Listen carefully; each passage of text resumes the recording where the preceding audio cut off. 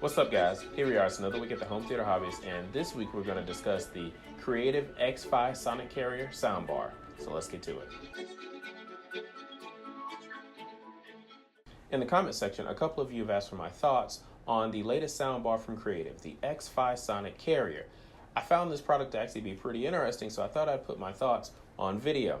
I do not have this product here for review, but based on the things I've read, I'd like to just talk about it.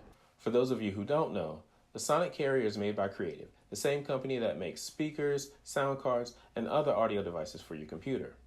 This soundbar has many features, including a 15-driver setup. It has 9 front-facing channels, 4 up-firing channels, and 2 side channels on the main soundbar.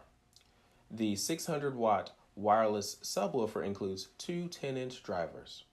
The 2 10-inch drivers face away from each other, and according to the website, this provides the same surface area of a 14-inch woofer, but in a smaller box. Overall, this creates what Creative calls an 11.2.4 system.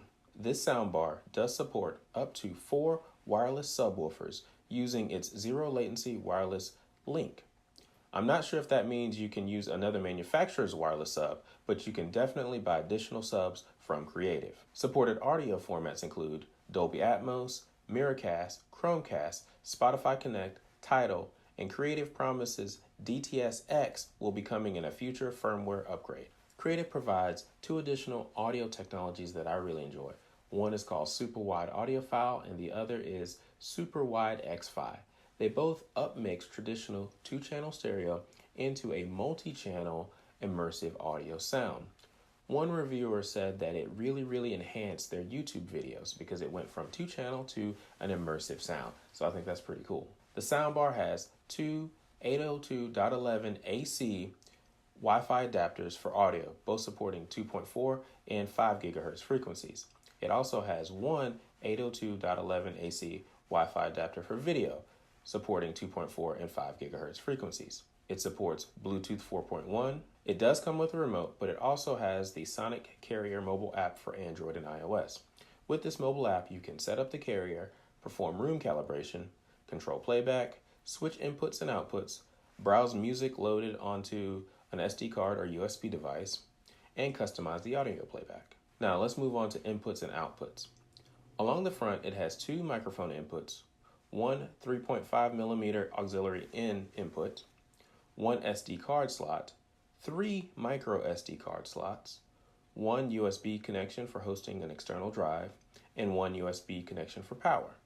It also has 1 HDMI 2.0A input. In the rear, it has 3 HDMI 2.0A inputs, 1 HDMI output with audio return channel, 1 USB connection for hosting an external drive, 1 gigabit Ethernet connection, 2 optical inputs, 1 RCA analog input, 1 subwoofer out connection, 1 IR transmitter connection, 2 RCA line outs, and the power connection. All of the HDMI connections also support HDCP 2.2. The Sonic Carrier is currently shipping for $39.99 plus $150 for shipping. This includes a soundbar and the subwoofer with a matte black finish. Piano black will cost an additional $500. Each additional subwoofer will cost $21.99 for matte black and $26.99 for piano black. Moving on to design, I'm not going to talk about the design very much because I haven't seen it myself, but this is going to be a fairly large system. It's about 60 inches long, 5.9 inches deep, and 3.8 inches tall. And the subwoofer weighs in the neighborhood of 60 pounds. One of the things that Creative says on their websites is that this particular soundbar has an upgradable video engine. Now what that means, I'm not really sure. It also raised several questions for me. Those questions include, how will this be upgraded? Will you send me parts? Do I have to ship it in? How much will this cost? And also, more importantly, how long into the future will I be able to upgrade this particular soundbar?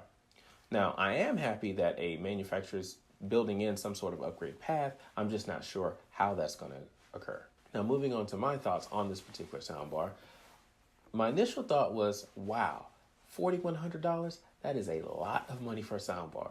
For $4,100, you can get a really good separate system with speakers, an AV receiver and some sort of source device like a USD Blu-ray player or Roku device or something like that. And it's also upgradable in the future. But for some people, that is just not an option. They don't have the space for it. They want the best sound bar that they can buy and still get an immersive format. And actually, I think this may work. I read Mark Henninger's review on AVS Forum, which will be linked in the description below, and he actually had very, very, very positive comments about this soundbar. He put it into his theater and he listened to music and he watched movies, and he said that it actually does immerse you in the sound. He said that it gives you a 5.2 or a 5.1.2 setup, which is kind of what you want. And the way I think that they're doing this, because I'm always a little skeptical of sound bars that actually do a lot of mixing, because I'm like, oh, I'm not so sure it's going to work.